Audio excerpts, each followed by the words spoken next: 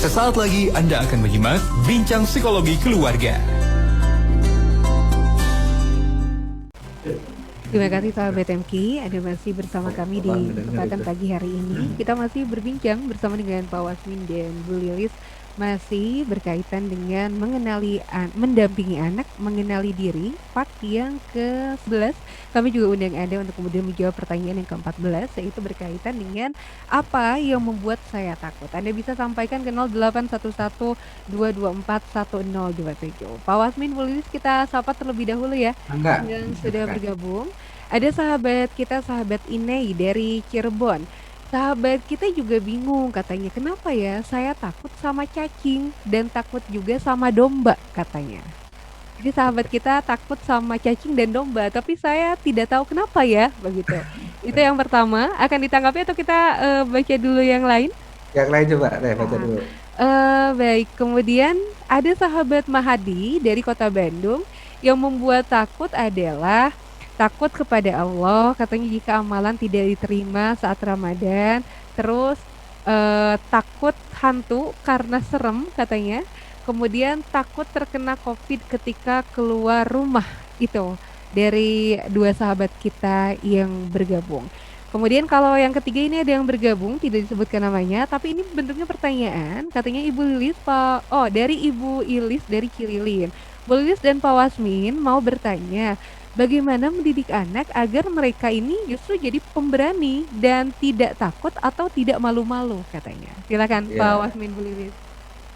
Ya, barusan yang pertama cacing dan kambing ya. Kalau cacing mungkin lebih ke jijik mungkin ya, bukan takut. Kalau ke cacing. Tapi nggak masalah, mengenali apa yang membuat kita jijik boleh juga ya. Dan kambing. Nah ini yang kedua tadi hantu dan takut COVID ya. Takut tidak diterima. Wah ini amalnya. Kayaknya ada perfeksionisnya. Ya ada kompulsif. Orang yang kompulsif atau perfect ya. Biasanya terlalu bersih banget. Takut melakukan kesalahan dia itu. Iya. Nah bedanya kalau takut ke makhluk dengan takut ke Allah. Kalau takut ke makhluk biasanya kita menjauh. Kalau takut ke Allah kita harus mendekat. Ya itu perbedaannya. Yang ketiga tadi apa? Bagaimana cara membuat anak pede ya? Berani. Ya betul. Pertanyaan keempat ini mengenali dulu apa yang membuat kita takut. Memang ujungnya nanti adalah membuat kita berani. Karena mengenali apa yang membuat kita takut akan mengenali sejarah kita. Karena tadi yang misalnya takut kambing sama cacing tadi pasti ada itu, coba ditelusuri itu, telusuri. Kalaupun nggak bisa, kalau itu sangat mengganggu, biasanya bisa dibantu dengan hipnoterapi gitu ya. Kalau dengan hipnoterapi kan diturunkan dulu kesadarannya sampai setengah sadar gitu ya, bukan tidak sadar banget. Nanti di tracing ke masa lalu. Pas usia, misalnya sekarang dia udah nikah. Ya sekarang nikah. Setelah nikah, kamu sudah takut belum pas menikah? Sudah takut. Pas lulus kuliah sudah takut belum? Sudah. Pas lulus SMA sudah takut cacing?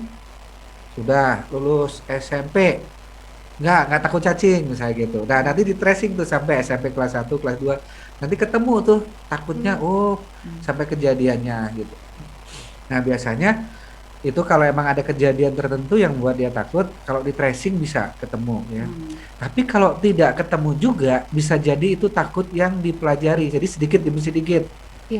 Lihat kambing dikit, jangan kambing, jijik nggak usah waktu kecil. Jadi nggak ada kejadian khusus, tapi terus ditakut-takutin. Misalnya gini, nggak pakai sendal, nanti ada cacing masuk kaki.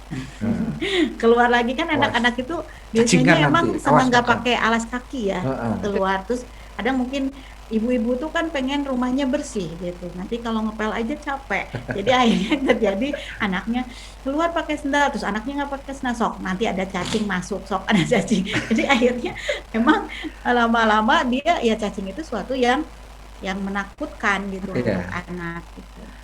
Kalau nggak ketemu juga coba pelajari orang tuanya, pola asuhnya dulu. Ada hubungannya. Waktu itu juga pasti ada klien saya yang dipelajari orang tuanya nggak ada, ternyata pembantunya teh. Pokoknya ada gurunya aja ya. Ada gurunya. Ceritanya dia kalau setiap ada hujan petir, kenapa jadi takut?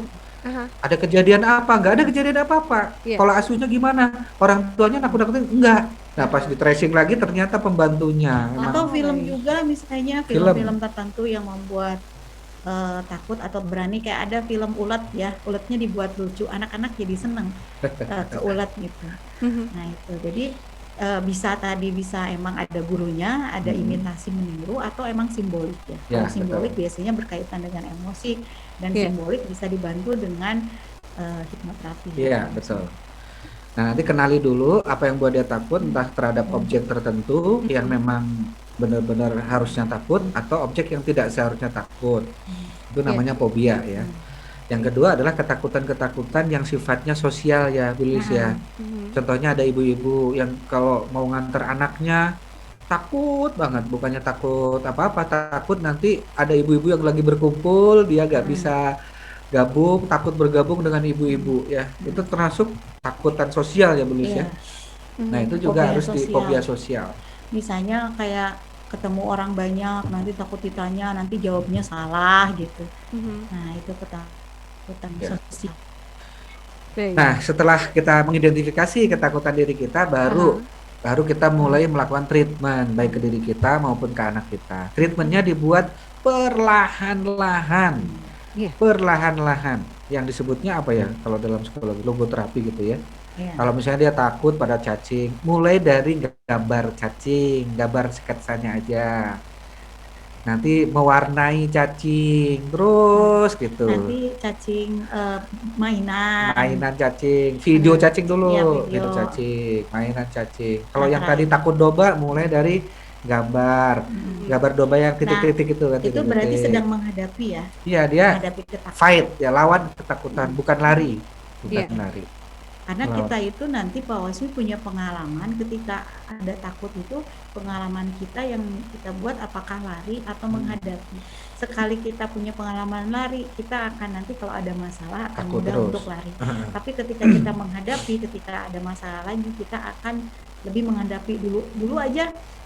Saya takut misalnya begitu, tapi ada ujungnya gitu, ada selesainya. Nah itu kayak misalnya ada kasus anak fobia sosial, nggak mau sekolah, kemudian sampai sama ibunya, gimana nih anak SMA gitu, anak kelas 3, terus saya bilang nggak usah, dihadapi aja, jadi apapun masalahnya diselesaikan masalahnya gitu, karena pindah sekolah bisa jadi bukan menyelesaikan masalah. Akhirnya ibunya membantu anaknya untuk menghadapi, alhamdulillah lulus juga di SMA gitu.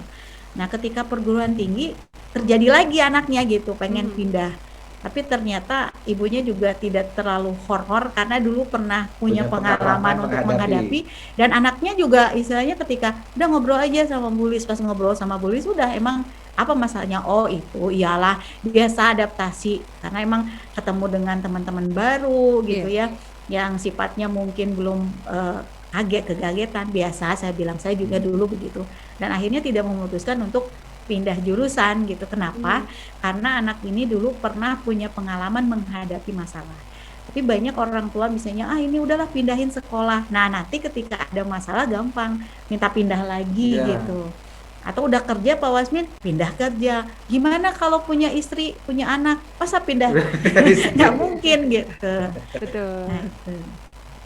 Baik, alhamdulillah. Terima kasih banyak Pak Wasmin, Bu Lilis. Ada yang bergabung kembali.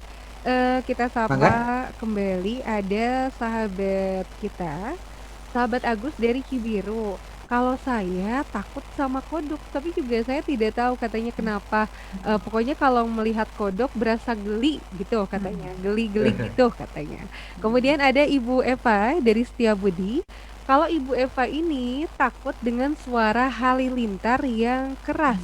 Kalau lagi ada di luar rumah, suka ngebayangin gimana kalau tiba-tiba terkena halilintar, katanya seperti itu. Kemudian ada sahabat kita, tidak disebutkan namanya, saya takut kepada laki-laki karena dulu pernah terjerumus dalam dosa, katanya. Itu Pak Wasmin, Bu Lilis. Ya, tadi ada 3 ya, kodok, halilintar, laki-laki. Tadi baru dibahas satu Pak Wasmin. Yang pertama itu yang cacing, ya yang kedua yang misalnya saya ketakutan kalau COVID, ketakutan ibadah saum Ramadan ini tidak diterima. Yang ketiga juga pertanyaannya. Ya, yang ketiga tadi, yang ketiga tentang bagaimana membuat anak kita berani. Tadi yang dengan teknik sedikit-sedikit ya. Tapi sedikit-sedikit ini karena sudah dirancang. Kenapa dirancang? Karena setelah mendapat pembahasan hari ini, kita pentingnya itu dapat ya, urgensinya dapat. Kenapa urgent? Karena tadi berhubungan dengan mengenal diri sendiri. Kenapa mengenal diri sendiri urgent? Karena Imam Ghazali mengatakan dengan kita mengenal diri, maka kita akan mudah mengenal Tuhan. Nah, ini kan jadinya masalah akidah ya. Man arafa nafsahu arafa rabbahu. Jika kamu mengenal diri, akan mengenal Tuhan. Bagaimana ini menjadi penting mengenal Tuhan? Karena tujuan hidup kita ke sana untuk kembali ke Allah lagi. Betul. Jadi kalau semua perjalanan ada ujungnya, kita hidup juga ada perjalanan ujungnya ke Allah. Masa kita nggak mengenal tujuan? Betul. Jadi penting sekali mengenal ketakutan kita dan menghadapinya bagaimana, karena ini hubungan dengan akidah nanti larinya. Dan kalau di pengasuhan, saya juga banyak belajar dari anak saya ya, Teh Sarah, kayak tadi misalnya saya takut kecoa, ternyata emang tidak apa-apa kecoa gitu. Jadi emang sambil kita mengajarkan berani kepada anak, sambil kita juga sebenarnya membenahi apa ketakutan kita gitu. Saya sering misalnya gini nih, kalau saya ngisi seminar ya, ibu-ibu tuh pasti duduknya tuh di belakang. Saya suka nanya, ibu-ibu kalau anaknya kalau sekolah pengen duduk di mana, di belakang atau di depan? Di depan, Bu Lilis. Ya kalau di depan apa yang ibu lakukan? Berarti pindah ke depan. Tapi di depan mah takut apa Bu? Takut ditanya. Justru kalau saya punya pengalaman dulu sama teman saya tuh membuat strategi, kan kadang suka kuliah tuh dari pagi sampai sore, ada saatnya ngantuk banget. Biasanya saya duduk di depan dosen dengan teman saya dan tidur. Tapi nggak pernah loh dosen itu nggak pernah bisanya negur saya. Biasanya emang yang terlihat itu di belakang malah gitu. Saya bilang ini malah salah strategi. Dan ketika kita membiasakan di depan, misalnya akan kalau di depan itu lebih fokus loh, karena saya kalau duduk di belakang itu jadi terdistrak. Di depan ada yang ngobrol, ada yang ini, pokoknya jadi nggak konsentrasi. Justru di depan itu lebih konsentrasi.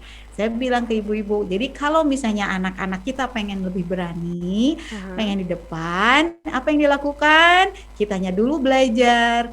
Nah, anak-anaknya pengen di sekolah aktif kan? Iya. Bertanya kan? Iya. Apa yang harus kita lakukan? Latihan bertanya. Betul. Nah, itu jadi otomatis ketika kita punya tujuan pengen anak kita berani, asik loh. Kenapa? Karena ibunya sendiri nanti yang mencontohkan terus menghadapi ketakutan itu gitu. Iya. Dan ternyata emang ketika dihadapi, coba misalnya saya kadang ada nih ibu-ibu tetap aja nggak mau pindah, sok pindah ke depan. Nah, biasanya terakhir saya tanya, gimana Bu? Iya ya Bu, di depan teh nggak apa-apa nih kan. Nah gitu. Nah ketika nanti dia ke anaknya, nah kalau di depan itu ya, kalau kita belajar di kelas, duduk di depan, itu tuh bla bla bla begini. Nah kalau ibunya emang di depan, dia akan ada ruh. Betul. Untuk menyampaikannya. Tapi kalau si ibunya, nah kamu tuh harus duduk. Nah harus kata-katanya juga. Duduk itu harus di depan biar konsentrasi. Bari jeung si ibunya ngadaruh dalam hati. Urang oge sieun senang gitu. Nah itu makanya masih ketika misalnya kita bagaimana nih anak kita lebih berani, berarti kembali lagi ke kitanya. Jadi guru saya sih berpikir anak saya itu guru-guru saya loh. Jadi mengajarkan yang tadinya saya takut kecoa, akhirnya yang menterapi itu anak saya loh. Karena saya malu kalau saya teriak kan nanti anak saya bisa takut seperti saya gitu. Ternyata pas ketika saya pegang, nggak apa-apa, nggak terjadi apa-apa. Nah itu Pak Wasmi yang pertanyaan yang ketiga ya. Berarti selain mencontohkan, tadi melatih sedikit-sedikit, ada tambahan lagi nih tipnya buat melatih anak kita lebih berani. Tipnya, jangan kita orang tua jadi tukang kritik ya. Anak-anak yang dikritik itu sering dikritik itu dia jadi belajar minder ya. Jadi belajar takut ya. Terus bagaimana tipnya? Dua berarti, satu tadi jangan jadi tukang kritik, yang kedua belajar kita memergoki anak dalam kondisi lagi bagus, dan yang ketiga kasih apresiasi. Jadi pergoki anak dalam kondisi lagi bagus, kasih apresiasi, entah dan berupa jempol paling gitu. gampang pergoki kita dulu dalam kondisi kita baik. Nah, gitu. Betul. Jadi kalau nuntut orang lain sementara kita tidak mengalami, tidak ada ruh tadi ya. Misalnya gini, saya bilang Teh Sarah teh harus atuh qiyamul lail teh gini-gini, sementara Teh Sarah mohon maaf saya nggak pernah qiyamul lail. Nah itu yang ketangkap sama Teh Sarah teh kayak di papatahan gitu dalam hati. Apalagi misalnya Teh Sarah tahu saya nggak pernah qiyamul lail, dalam hati mana heula atuh kan gitu. Iya, betul. Nah, jadi asik ke arah sana. Jadi orang tua juga jadi benar-benar menteladankan, melatihnya pelan-pelan, jangan jadi tukang kritik, pergoki anak sering-seringlah dalam kondisi lagi bagus, terus setelah itu beri pujian dalam artian jempol, wah hebat anak, tapi berani memang tampil. kadangnya kita nggak tahu juga, saya misalnya anak saya itu kan setiap hari sekarang menggambar. Nah itu tuh pengen gatal aja, saya pengen mengomentari itu. Oh, kok ini bannya gede sebelah gitu ya, pengen gitu. Kritik aja, pengen kritik aja. Cuman saya nahan, wow keren, coba ceritakan gambarnya ini gitu. Ternyata gambar yang bannya gede sebelah itu ada ceritanya, ternyata bannya yang satu meletus. Ternyata saya nggak harus komentar, saya tahu kenapa ban satunya lebih kecil karena ban satunya meletus. Nah coba kalau saya waktu itu, ini kok bannya nggak bisa dong, ban misalnya besar sebelah, tahu nggak kalau ban sebesar sebelah nanti bisa tabrakan, wah terus panjang kali lebar sama dengan luas gitu ya. Nah ternyata itu ada gitu, ternyata anak cerita, iya ini bannya meletus gitu. Tapi emang gatel aja ya, gatel kalau nggak ditahan itu Teh Sarah pasti. Iya. Nah makanya kita harus menahan gitu. Mikir nanti kalau kita banyak kritis, misalnya gini, kalau saya sih biasanya gini, saya mau komentar dalam hati, kamu emang bisa juga gambar bagus, belum tentu juga kamu gambar bagus gitu. Kayak misalnya kita nonton sepak bola gitu ya, wah dasar nggak bener tuh si kipernya itu nggak bener gini nih. Nah kita bayangkan, emang kita kalau jadi kiper sebagus dia belum tentu juga gitu. Betul. Gitu. Baik, alhamdulillah. Kemudian untuk yang 3 interaksi yang terbaru tadi, Pak Wasmin, barangkali boleh ditanggapi yang berkaitan dengan halilintar. Tadi apa lagi tadi? Sedikit lupa lagi. Sahabat kodok. Kemudian yang kedua Ibu Eva itu halilintar. Lalu ada sahabat kita yang tidak disebutkan namanya, ini kepada laki-laki takutnya. Oh ya, fobia laki-laki. Saya beberapa kali memang menemukan yang fobia laki-laki. Ada juga yang fobia perempuan gitu ya. Kalau yang fobia uang jarang ya kalau ketemu. Adanya fobia. Saya juga belum pernah loh dari secara teori atau dari pengalaman menemukan Pak Wasmin kasus yang fobia uang. Fobia uang. Nggak ada ya? Ya itu pasti ada sejarahnya, ditelusuri bagaimana caranya. Biasanya kita nanti berimajinasi menuju ke masa lalu. Kalau itu terjadinya di kecil. Kalau menuju ke masa lalu waktu kecil dengan teknik namanya inner child. Nah, waktu itu sudah kita bahas ya. Nanti kalau yang sudah sangat mengganggu sekali, itu bisa dibantu dengan hipnoterapi ya. Nanti bisa dihubungi ke nomor 0811 225 003. Kalau sudah sangat mengganggu sekali. Tapi kalau enggak, misalnya contoh yang takut kodok. Waktu itu juga ada yang takut kodok. Kamu kerja di mana? Di hotel. Terus ketemu kodok pernah nggak? Setahun sekali? Oh jarang. Ya udahlah, nggak usah diurusin lah. Ketemu kerjanya juga di hotel, bukan di kebun gitu kan. Dia di hotel kerjanya gitu, takut kodok. Terus pernah ketemu kodok nggak? Ya jarang, setahun sekali nggak tentu juga. Ya udahlah, biarin aja, nggak usah terlalu rumit gitu. Karena nggak ada ganggu gitu. Ya biarin aja kalau nggak ganggu. Nah tapi ternyata bukan hanya kodok Teh masalahnya.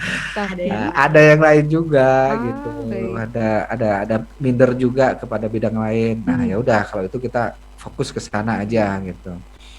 Dan memang biasanya ketakutan kita pada sesuatu dan kemudian kita hadapi, ternyata domain ketakutan di otak kita itu sama. Jadi ketika kita berani menghadapi ketakutan itu, keberanian itu akan muncul pada bidang-bidang lain. Ini sudah diteliti sama Baby the Potter ya dalam bukunya Quantum Learning. Ternyata anak-anak yang berani menghadapi challenge di super camp-nya di luar, rafting, kemudian spider web gitu, monkey jump, yang berani-berani itu yang tadinya takut di kelas, ketika dia di luar dikasih tantangan menaklukkan ketakutannya, maka ternyata dia berani juga menghadapi fisika di kelas, berani menghadapi matematik. Jadi dari penelitian Baby the Potter itu saya berkesimpulan bahwa sumber ketakutan, otak takut itu di kepala kita sama. Areanya sama gitu. Jadi kalau kita bisa menghadapi satu ketakutan, maka itu ada efek multiplier. Multiplier itu artinya efek berkesinambungan pada yang lain. Jadi lebih berani ke yang lain. Karena pengalaman kan Pak Wasmin. Jadi pengalaman itu akan disimpan di memori jangka panjang. Jadi ketika misalnya dia sudah berani melawan sesuatu ketakutan, nanti ada yang lain dia punya modal. Jadi punya pengalaman loh dulu itu gitu. Tapi kalau tidak ada, misalnya dia lari nggak ada pengalaman, dia akan satu kali lari kita akan lari terus menerus ya. Terus tadi yang kedua takut petir ya, di suara petir gitu. Dulu juga saya takut ini loh Pak Wasmin, takut suara, bukan takut sih. Jadi situ kalau ke kondangan atau ke acara-acara yang ada musik kencang, telinga saya sakit. Kan kalau misalnya normalnya orang lain kan sakit juga, tapi kenapa hanya saya aja? Orang joget-joget malah kan? Iya, berarti kan emang masalah saya gitu. Nah itu saya pakai logoterapi. Jadi ketika misalnya dulu mah kalau misalnya ada kondangan biasanya nggak mau gitu, nggak mau datang. Suaranya memekik telinga. Nah akhirnya pakai tadi bertahap. Dengan misalnya kalau saya sih kan telinganya agak kerasa sakit.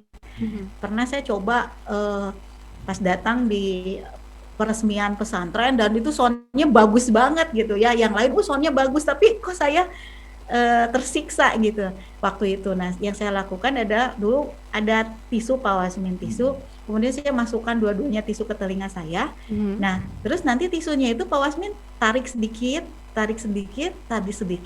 dan tarik semua. Dan ternyata emang nggak apa-apa ya gitu dengan suara itu. Jadi tadi yang petir itu bisa gunakan ya tadi, lawan ketakutannya gitu. Nah tentunya tadi apakah simbolik atau misalnya ada meniru gitu ya, ada gurunya yang mana, sehingga ketika kita melawan, kita punya pengalaman ke depannya, kalau meskipun mungkin masalahnya tidak sama ya Pak Wasmin ya, kayak tadi misalnya ketika dia bisa menaklukkan alam, kemudian di kelas kan bukan alam yang ditaklukkan tapi pelajaran. Nah setidaknya ketakutan yang dihadapi, dia menghadapi ketakutan sehingga dia bisa di sekolahnya juga bisa menghadapi juga ya Pak Wasmi. Biasanya kalau ketakutannya bukan simbolik, Teh Sarah, misalnya kalau takut petir benar-benar karena petir gitu ya. Itu di logoterapi atau istilahnya tadi pelan-pelan, contohnya kita nyetel itu aja di YouTube, petir gitu. Kita latih dari suara yang kecil gitu. Terus nanti pas dapet petir beneran kita mulai lebih bagus. Itu biasanya akan bisa sedikit-sedikit. Tapi sengaja banget kita menterapi diri sendiri gitu. Jadi setiap hari kita nyetel petir mulai dari yang volume 2, nanti naikin volume 3 sampai volume yang besar gitu. Dari itu aja, dari MP3, MP3 ya, atau di YouTube aja gitu. Pakai speaker aja gitu, digedein, pakai yang Bluetooth apa gitu. Dilatih aja gitu. Kalau itu emang karena bukan simbolik, itu biasanya akan berkurang ketakutannya, bahkan bisa hilang. Kalau simbolik, nah simbolik itu ada simbol yang diwakilinya masalahnya. Apa ya simbol diwakili? Contoh ya, ini ada satu klien saya yang saat suaminya sakit parah, sementara suaminya itu tempat bergantung, yang selama ini istilahnya masang gas aja nggak bisa, minta suaminya buka tutup botol, minta suaminya gitu. Kemana-mana dia nggak mau belajar motor karena kemana-mana diantar sama suaminya gitu. Jadi emang ada gimana ya, ada bukan manja ya, namanya perempuan ya pengen lah diperhatikan kan. Tiba-tiba suaminya sakit parah, dan sakitnya emang sakit yang parah yang emang mengancam kematian, jantung gitu kalau nggak salah. Nah ketika suaminya sudah nggak berdaya, berbaring terus di kursi, cuman pakai tabung oksigen dan itu infus, pakai infus. Nah saat kondisi dia sudah nggak ada teman, sepi, waktu itu hujan deras, bahkan disertai petir, disertai angin besar di daerahnya. Nah nggak tahu kenapa sejak itu ketika suaminya akhirnya juga meninggal tidak lama setelah itu, sudah berlangsung berapa tahun sampai sekarang kalau mendengar petir dia takut gitu. Nah itu yang itu disebut dengan takut petir, tapi takutnya simbolik, bukan benar-benar karena petir, tapi ada perasaan-perasaan lain yang diwakili ya. Ketika emosi intens misalnya, ketika rasa itu ada simbol-simbol lain gitu. Berarti kalau gitu petir bagi dia mensimbolkan kehilangan, Iya. kesendirian, kesepian. Jadi ketika petir berbunyi mengingatkan lagi bagaimana saat dirinya mulai sendiri, sepi, nggak ada tempat. Karena suaminya juga lucu, jadi kalau ingat suaminya itu orangnya humoris gitu, jadi bercanda gitu. Kebayang ya Teh ya? Bisa kebayang Teh? Udah nikah kan ya? Iya. Orang yang teman kita sehari-hari, tempat kita bercanda, tempat kita memanja, tempat kita bergantung gitu kan, hilang gitu saat petir itu ada. Berarti gitu. yang ditangani bukan petirnya. Nah, berarti simbolnya harus diselesaikan. Iya. Nah, kalau kayak gini biasanya butuh orang ketiga nih, butuh terapis, butuh psikolog ya. Kalau nggak bisa sendiri, kalau emang ada simbol-simbol, istilah Bulis tadi ketakutan simbolik disebutnya ya. Iya. Jadi bukan hanya karena petir saja, karena apa? Termasuk kodok juga. Gitu. Kalau kodoknya benar-benar kodok bisa sebetulnya dilatih mulai dari gambar. Tadi misalnya ditakut-takutin sama kodok ya, misalnya bisa. Tapi kalau simbolik ya. Kalau simbolik ada simbol lain berhubungan dengan kodok itu, ya itu bisa harus dibantu. Tapi jadi di pertanyaan ke-14 ini bagaimana kita bisa mendefinisikan ketakutan kita dengan jelas, karena ketika kita bisa mendefinisikan ketakutannya apa, kemudian ketakutannya karena apa, karena emang simbolik atau karena misalnya imitasi, kemudian kita menyelesaikannya dengan cara melawan, kalau simbolik ya dengan simbolik lagi, kalau misalnya tadi dengan meniru dengan memperbaharui kitanya gitu ya. Nah sehingga pasti kita akan lebih mengenal diri. Gitu. Kemudian tadi satu interaksi yang belum terbahas berkaitan dengan yang fobianya ini, takutnya pada laki-laki nih Pak Wasmin, boleh iya, kalau takut pada laki-laki udah pasti simbolik. Nggak ada. Kalau misalnya pernah dipukulin sama laki-laki mungkin bukan simbolik ya. Tapi kalau dipukulin sama laki-laki mungkin bukan ke laki-laki tapi ke preman mungkin ya. Nanti juga dipukul bukan fobia tapi lebih ke arah traumatik. Trauma. Tapi ini tadi karena apa tadi Teh? Karena melakukan dosa katanya. Ya betul. Berarti ini kan simbolik bahwa di situ takut laki-laki karena takut dosa ya. Nah ini sebetulnya saya mengatakan bahwa ketakutan kita itu sebetulnya untuk menjaga diri kita. Jadi kalau takut itu untuk menyelamatkan kita, malu untuk menjaga harkat martabat kita, gitu kan. Nah, ini juga untuk menyelamatkan. Nah, hanya pada konteks tertentu, kalau memang itu sudah mulai ke arah merusak, nah itu ketakutan itu harus dinormalkan. Ya. Bahwa takut dosa, oke, tapi kalau takut laki-laki, sementara kita membutuhkannya, kenapa kita membutuhkannya? Karena sunnah kan. Sunnah, menikah itu bagian dari sunnah gitu. Makanya takut dosanya tetap, tapi takut laki-lakinya yang harus diterapi ya.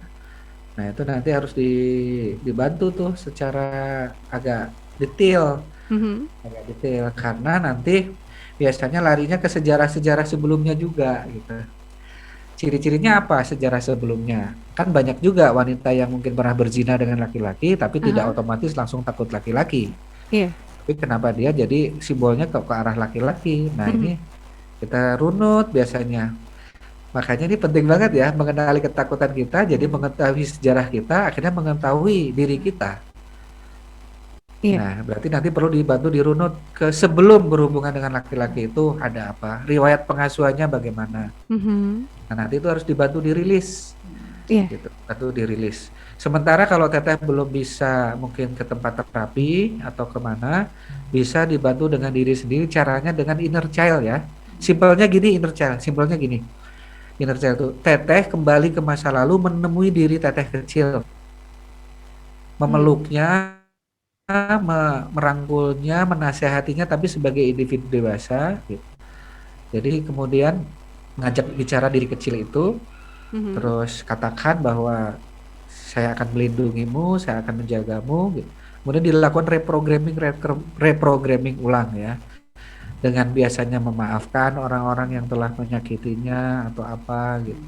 Terus kemudian juga lakukan yang disebut dengan reprogramming terhadap kejadian-kejadian setelahnya. Misalnya di pengasuhannya nggak pas, dimaafin orang tuanya, kemudian reprogramming ke arah SMP-nya gimana kalau ada pembulian gitu. Termasuk berhubungan dengan laki-laki itu direprogramming dengan cara dilakukan disosiasi. Wah, ini jadinya panjang pembahasannya. Nggak apa-apa deh ya. Disosiasi itu artinya dibuat menjauh, mengecil, memudar. Ya, kalau asosiasi dibuat mendekat, membesar, 3 dimensi gitu ya. Nah itu karena kan adanya di otak kita. Kenapa kita melakukan reprogramming di otak Nanti kita? panjang lebar di itu ya, di HCW ya. Oh iya, ini sebetulnya sempalan atau cuplikan dari materi hipnoterapi certification workshop. Karena nanti dibahasnya 2 hari ya. Dibahas itu 2 hari. Salah satunya ngebahas ini. Iya, orang tadi fobia kambing, domba, fobia kodok. Nah ini bagus petir, banget ikut ini ya. Fobia laki-laki. Iya. HCW terdekat kira-kira bisa diikuti kapan nih Pak Wasmin? Jadi rencananya habis Lebaran ya, habis Lebaran kita bulan Mei. Baik. Kita ada hipnoterapi certification workshop ya, batch ke-60, ke-70 ya. Kan nggak boleh mudik, jadi uangnya diinvestasikan. Oh betul, iya.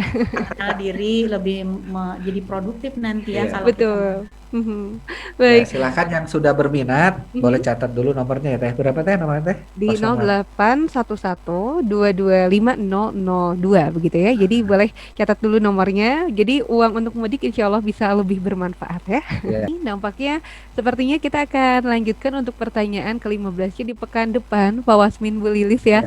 Karena ada yang bergabung sahabat kita di pagi hari ini, ada beberapa yang bergabung.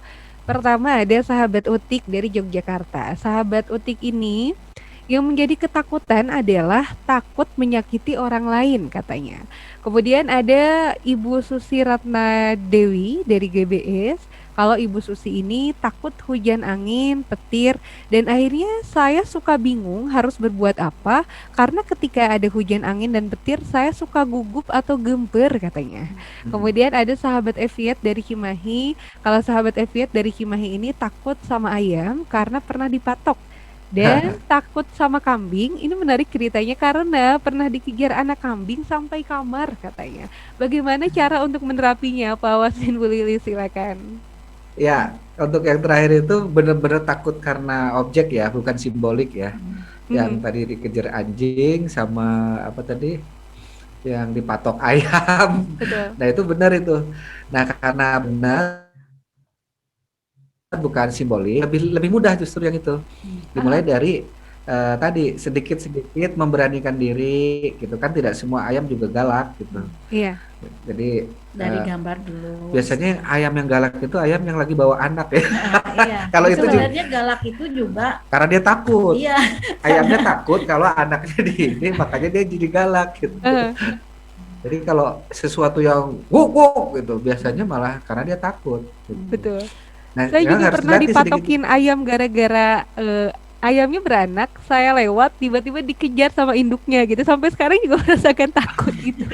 Makanya kalau ada ayam yang bawa anaknya, saya juga ngejauh, walaupun saya nggak fobia sih nggak ngejauh, karena emang dia akan takut. Iya. Kalau kita ngedekat dia takut anaknya diganggu. Dia khawatir anaknya diambil. Makanya dikejar kita dulu. Padahal kita nggak ngapa-ngapain gitu. Iya.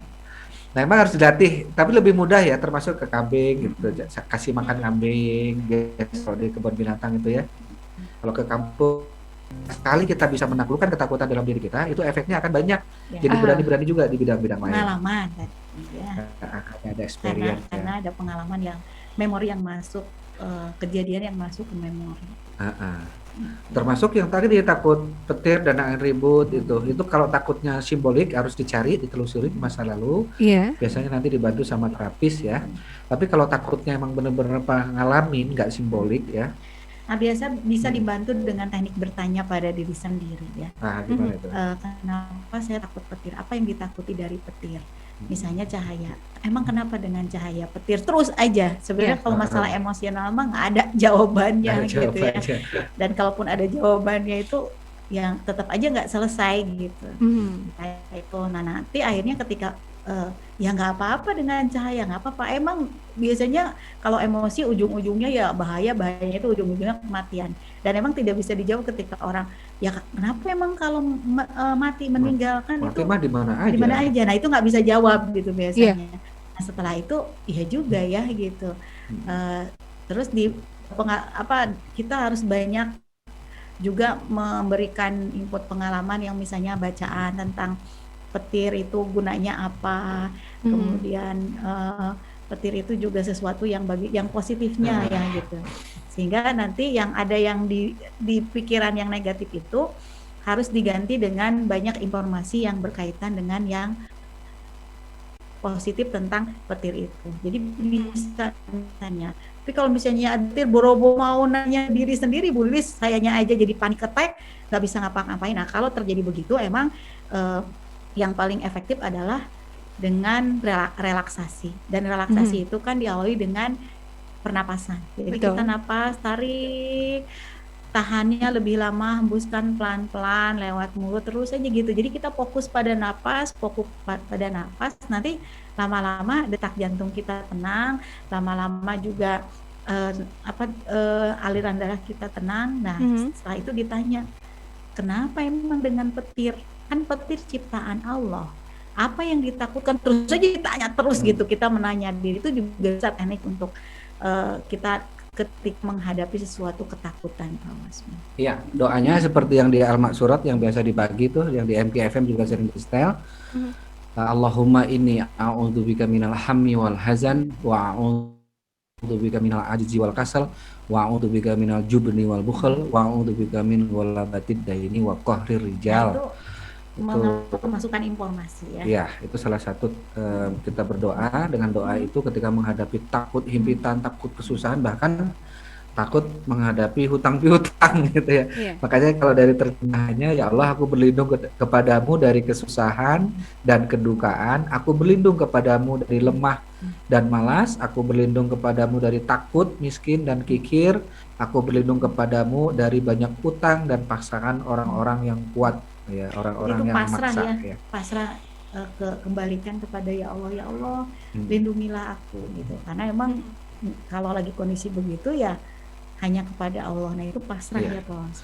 Allahumma inni a'udzubika minal hammi wal hazan wa a'udzubika minal ajzi wal kasal wa a'udzubika minal jubni wal bukhl wa a'udzubika min walabatid daini wa qahrir rijal. Itu didoakan itu tiap pagi dan sore itu. Bagusnya sih di pagi dan pun misalnya nggak mini pagi setelah subuh itu bagus. Terus itu kan memberikan informasi sugesti ke diri kita gitu. Betul ya.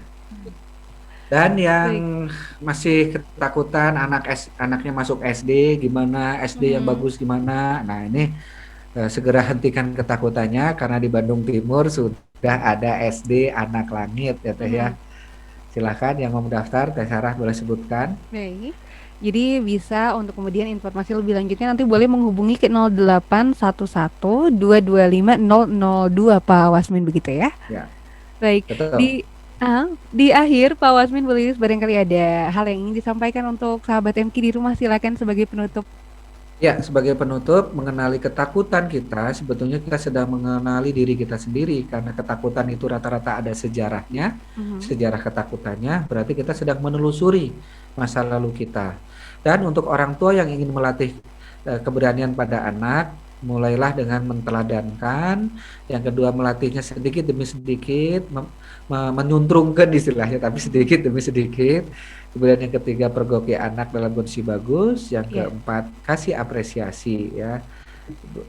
Berilah apresiasi. Jangan banyak mengkritik, lebih banyak mengapresiasi. Demikian. Dan tadi kalau ingin ikut hipnoterapi certification workshop setelah Lebaran nanti bulan Mei, akhir Mei.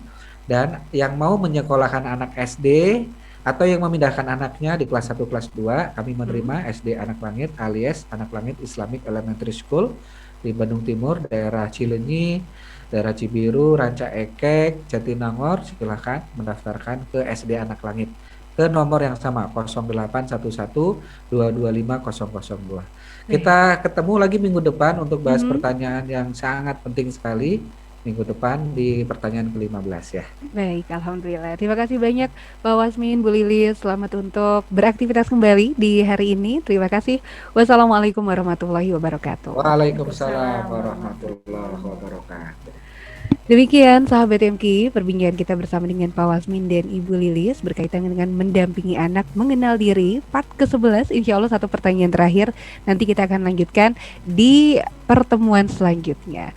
Untuk Anda sahabat MK yang ingin mengikuti hipnoterapi certification workshop yang insya Allah akan diadakan di bulan Mei, di akhir Mei selepas Lebaran, Anda bisa catat terlebih dahulu nomornya, sekaligus juga ini nomor untuk kemudian Anda mengetahui informasi lebih lanjut berkaitan dengan Anak Langit Islamic Elementary School yang insya Allah ini kurikulumnya juga kurikulum Singapura Science dan Inggris, lalu dipantau secara inklusif perkembangan psikologis anak sahabat MK.